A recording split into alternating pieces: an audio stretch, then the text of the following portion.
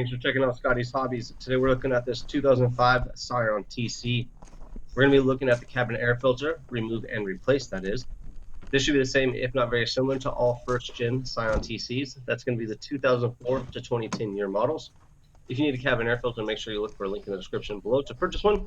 This process is very easy, takes less than 10 minutes to get done, and is very commonly overlooked. To remove the air filter on this vehicle, you have to push both ears on either side of your glove box in to get the glove box to fall down. After you do that, here is your cabin air filter door or housing.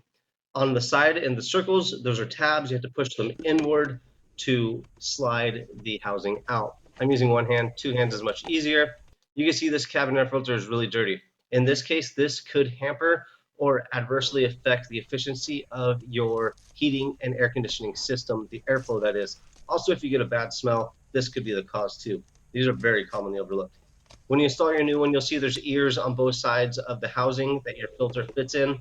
Make sure the filter's under those ears. Slide the housing into place. If there's a restriction, something isn't right, go ahead and pull it back out and slide it in. It should slide in fairly easy, and with barely any resistance, clip into place. Cabin air filter's in. You're going to go ahead and shut your glove box, and you're all done. Like, subscribe, and share, and I'll see you on the next hopefully helpful video.